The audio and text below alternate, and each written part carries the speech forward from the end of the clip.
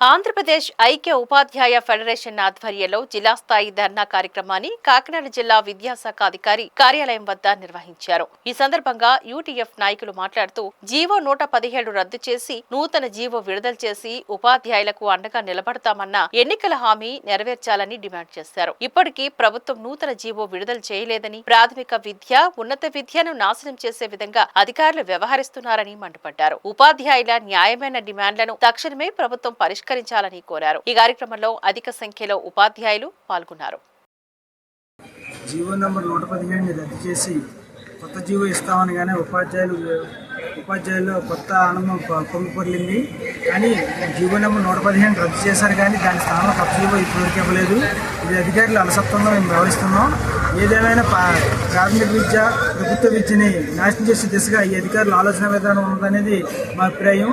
ఎందుకంటే model school పేరు చెప్పి మోడల్ స్కూల్ ఇవ్వడం అనేది మాకు ఆనందదాయకమే. కానీ బేసిక్ ప్రైమరీ ప్రతి గ్రామంలో పాఠశాలని బేసిక్ ప్రైమరీ స్కూల్గా మార్చడం ద్వారా 3-4 తరగతులని విలీనం మోడల్ స్కూల్లో చేస్తున్నారు. ఇది అంబేద్కర్ ఆశించిన ఆశయాలకు విరుద్ధమని మేము అనుకుంటున్నాం.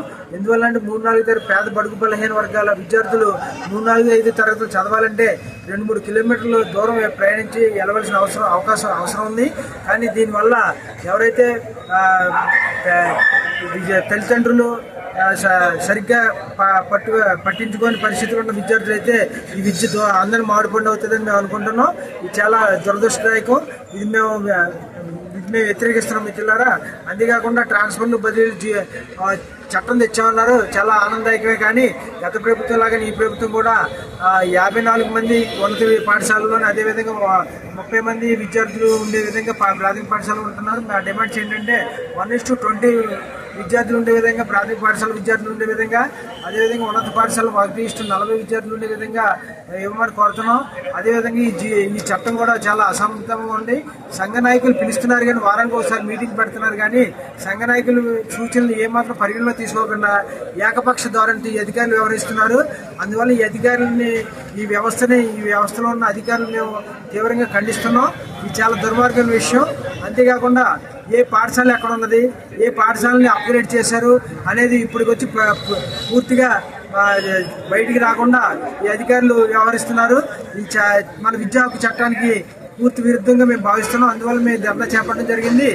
మేము కోరుకునేది ఏంటంటే ప్రతి విద్యార్థికి, పేద బడుగు బలహీన వర్గాల విద్యార్థులు ప్రతి విద్యార్థికి కూడా విద్య అందాలి. అదేవిధంగా హై స్కూల్లో పనిచేసే ఉపాధ్యాయులు కూడా వెసులుబాటు కల్పించి 1:67 విద్యార్థుల నిష్పత్తి కాకుండా 1:54 విద్యార్థుల నిష్పత్తి కాకుండా 1:40 విద్యార్థుల నిష్పత్తిగా ఉండాలి. బదిలీలో అసంబద్ధత కారణంగా మాకు న్యాయం జరగట్లేదు కాబట్టి మీటింగులు వారానికి ఒకసారి వేసి సంఘాలతో మాట్లాడి ఈ అన్నింటినీ మీకు అనుగుణంగా మారుస్తామని చర్చలు జరుపుతూ ఉంది. కానీ చర్చలు ఏమి సఫలం కావడం లేదు, విఫలమవుతూ ఉన్నాయి. కాబట్టి మాకు ఏంటంటే మా డిమాండ్స్ ఏంటంటే, ఇప్పుడు రేషనలైజేషన్ పేరుతో చాలా పోస్టులు తీసేస్తూ ఉన్నారు, చాలా ఉన్నాయి. అవి అలా కాకుండా ప్రాథమిక పాఠశాలలో 1:20 ఉండేలాగా, అలాగే ఫౌండేషన్ స్కూల్ రద్దు చేసేలాగా, ఫౌండేషన్ స్కూల్స్ అసలు వద్దు, అన్ని బీపీఎస్ స్కూల్ గాను, అలాగే మోడల్ ప్రైమరీ స్కూల్ ఇచ్చింది గవర్నమెంట్, చాలా ఆనందదాయకం. మోడల్ ప్రైమరీ స్కూల్ ఉండేలాగా, మోడల్ ప్రైమరీ స్కూల్లో ప్రతి క్లాస్కి ఒక టీచర్ ఉండేలాగా, అలాగే బదిలీలు మాన్యువల్గా జరిగే విధంగాను. ఆన్లైన్ అయితే ఎక్కడెక్కడో టీచర్లు ఎక్కడెక్కడో వెళ్ళిపోవడం జరుగుతూ ఉంది. దాని కారణంగా మాకు న్యాయం జరగడం లేదు. అలాగే ఖాళీలు అన్నీ చూపించే విధంగానే అన్ని ఖాళీలు చూపించాలి ఆ విధంగాను. అలాగే హై స్కూల్లో 1:45 తర్వాత వేరే సెక్షన్ ఏర్పాటు చేయడం గాను, తెలుగు మీడియం, ఇంగ్లీష్ మీడియం సమాంతరంగా ఉండేలాగా ఈ డిమాండ్ల మీద మేము ఈరోజు ఈ ధర్నాను ఏర్పాటు చేయడం జరిగింది. అన్ని జిల్లా కార్యాలయాల్లో ధర్నా చేయడం జరుగుతుంది.